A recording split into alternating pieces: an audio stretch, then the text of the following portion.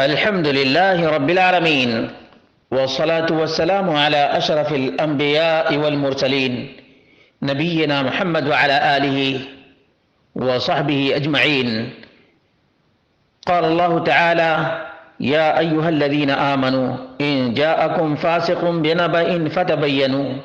برادران اسلام، دینی اور ملی بھائیوں، دوستوں اور ساتھیوں، میرے سامنے ایک ویڈیو ہے مفتی تقی عثمانی صاحب کی، جس میں واضح ہیڈنگ ہے: اگر یہ 4 چیزیں دیکھ لو تو اپنی فکر میں لگ جاؤ۔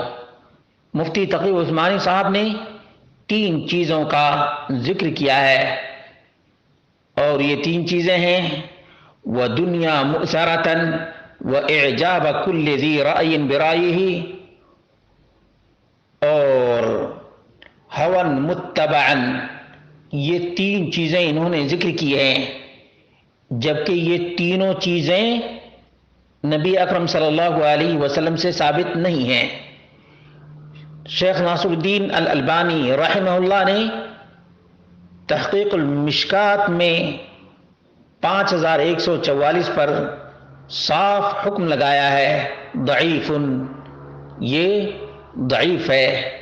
اسی طرح سے انہوں نے مختلف تحقیقات میں اس روایت پر ضعیف کا حکم لگایا ہے، ضعیف کا حکم لگایا ہے، اور کہا ہے کہ لیکن فقرۃ ایام الصبر ثابتۃ، السلسلہ صحیحہ 494 اور 997، کہ وَهَوًا مُتَّبَعًا وَدُنْيَا مُؤْثَرَةً وَإِعْجَابَ كُلِّ ذِي رَأْيٍ بِرَأْيِهِ فَعَلَيْكَ نَفْسَكَ وَدَعْ أَمْرَ الْعَوَامِ فَإِنَّ مِنْ وَرَائِكُمْ أَيَّامَ الصَّبْرِ فِيهِنَّ مِثْلُ قَبْضٍ عَلَى الْجَمْرِ لِلْعَامِلِ فِيهِنَّ مِثْلُ أَجْرِ 50 رَجُلًا يَعْمَلُونَ مِثْلَ عَمَلِهِ۔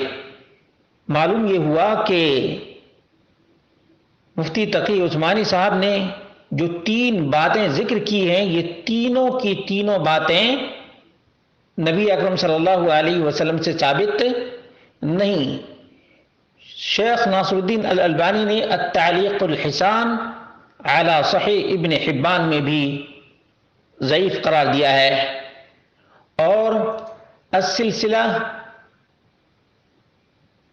الصحیحہ میں بھی اس پر گفتگو کی ہے، اور کہا ہے کہ یہ تینوں باتیں یا 4 باتیں ہیں، وہ شحًا مطاعن کا انہوں نے ذکر نہیں کیا ہے۔ یہ باتیں نبی اکرم صلی اللہ علیہ وسلم سے ثابت نہیں ہیں۔ سلسلہ ضعیفہ کے اندر بھی انہوں نے ذکر کیا ہے اور کہا ہے کہ یہ ضعیف ہے، یہ کیا ہے؟ ضعیف۔ بل ائتمروا بالمعروف وتناهوا عن المنكر حتى اذا رأيت شحا مطاعا وهوى متبعا واعجاب كل ذي رأي برأيه فعليك بنفسك ودع عنك العوام.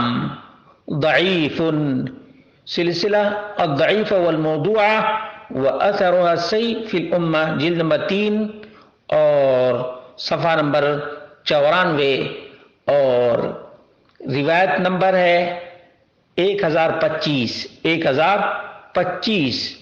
یاد رکھیں، یہ فن حدیث ہے۔ فن حدیث اگر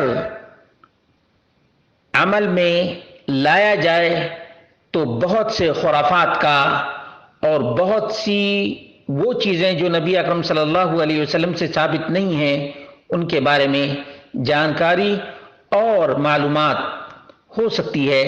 اس لیے یاد رکھیں، یہ چیزیں معمولی نہیں اور نہ انہیں معمولی سمجھنی چاہیے، بلکہ جو چیز نبی اکرم صلی اللہ علیہ وسلم سے ثابت نہ ہو، اسے ہرگز نبی اکرم صلی اللہ علیہ وسلم سے منسوب نہیں کرنا چاہیے۔ محدثین نے اسی طرح سے روات کے بارے میں، روایات کے بارے میں اور متون کے بارے میں کلام کیا ہے اور واضح کر دیا ہے۔ یہاں دیکھ لیجئے ضعیف الجامع الصغیر و زیادتہ، اس میں بھی 2344 نمبر پر شیخ ناصر الدین الالبانی نے اس روایت پر ضعیف کا حکم لگایا ہے. حکم الالبانی ضعیف بل ائتمروا بالمعروف وتناهوا عن المنكر حتى إذا رأيت شحا مطاعا وهوى متبعا والدنيا مؤثرة وإعجاب كل ذي رأي برأيه فعليك بخاصة نفسك ودع عنك أمر العوام. اتنا ہی پر بس نہیں بلکہ شیخ ناصر الدین الالبانی نے ضعیف سنن ترمذی میں بھی اس کو ذکر کیا ہے. ضعیف سنن الترمذی میں بھی ذکر کیا ہے اور واضح طور سے کہا ہے کہ یہ روایت ضعیف ہے.